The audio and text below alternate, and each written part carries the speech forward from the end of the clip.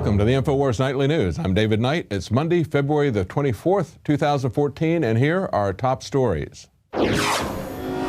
Tonight, angry Ukrainians put out a warrant for their own president. Then, what the FDA's new regulations could mean for organic food in the U.S. And gun control backfires on Piers Morgan. That's next on the InfoWars Nightly News. This will be a day long remembered. We've seen the end of Morgan. We'll soon see the end of CNN. Well, Piers Morgan and Obama are learning the true meaning of blowback. As Piers Morgan's ratings fall to the cellar and his show gets canceled, Obama is seeing gun sales rise to the highest level they've been. And of course, the Supreme Court is sitting on the sidelines quibbling about the semantics of the Second Amendment. Now, in this story today from Paul Joseph Watson on InfoWars, it says Piers Morgan admits gun control advocacy led to his show being axed. Now, if you remember, Alex is about the only blip that he's had in his show in a constant downturn since he took it over.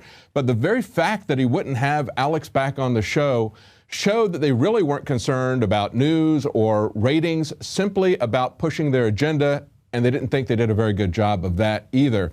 Now look at his comments. He said, "I'm a British guy debating American cultural issues, including guns." Well, you know what? There's a lot more than just cultural issues involved. Yes, there is a cultural difference. They've done a lot to make people afraid of gun owners and afraid of guns, but it's far more than that. As Alex pointed out, it's about our fundamental rights. It's about keeping this country safe from criminals as well as from tyrants. And really, Piers Morgan is nothing other than just a tool. It's pretty clear when he got a free pass from both the U.S. and the U.K. government, even though he is involved in a wiretapping scandal, one that he was masterminding at the newspaper where he was an editor, and he gets a free pass. He gets to leave the country, come over here, not get extradited. Alex is going to have a lot more about this at the end of the show, so stay tuned. He's going to tell you what this tells us about CNN and the rest of the mainstream media. Now, as far as Obama and firearms sales, they're going through the roof, as we all know last year. We've now seen the sales figures from 2012 released by the Bureau of Alcohol, Tobacco, and Firearms, and we see that just in the first 4 years, from 2009 to 12, that he's sold more firearms than were sold by the entire 8 years of the Bush administration. So he sold about 25 million. Actually, it's about the same amount, 25 and 26. But in 2013, if you look at this graph at the bottom of the article there, you can see that's going straight up, and they say, wait until you see the figures for 2013. Well, of course, we all know that. You couldn't get guns, you couldn't get ammunition. If you were in the market, you certainly know that.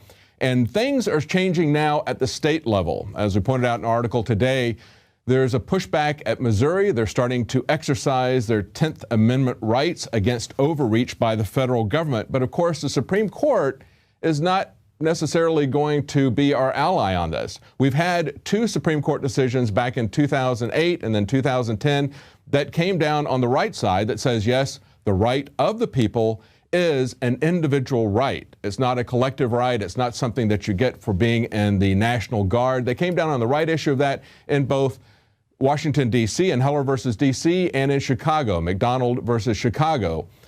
That second case was to establish that it was a right everywhere, not just in the District of Columbia. So now they're looking at other aspects. They wanted to get them to take a look at the carry aspect of it. What does it mean to bear arms now that we have had their pronouncement that it's an individual right, even though, of course, Washington, D.C. and Chicago have found other ways to infringe those rights? And that's another discussion we'll have to have as to what exactly does the word infringe mean. We certainly know what it means because we've seen the governments doing it. But they have rejected hearing a couple of court cases that people were hoping would bring the issue up of what it means to bear arms. But these two cases, actually there was 3 cases, I believe, but a couple of them were questioning the rights to withhold firearms from people between the ages of 18 and 21, even though they're old enough to fight in the Army. Now, there are still other open carry cases that are going to be coming before the Supreme Court for review. There was Peruta versus the County of San Diego, which just happened February the 13th. A lot of people feel that that, as well as some other cases, may be heard. But this article that came out yesterday, where a former Supreme Court justice wants to add 5 words to the Second Amendment. This is reported from BizPac Review. You know what? The Supreme Court justices just don't get it. they don't get to amend the Second Amendment. That's not how it gets amended. There is a constitutional process, and it's not by a Supreme Court decision.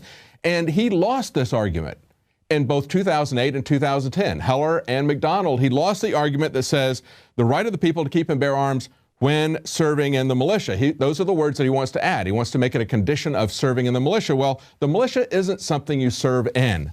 The militia is the people. That's why it is a right of the people.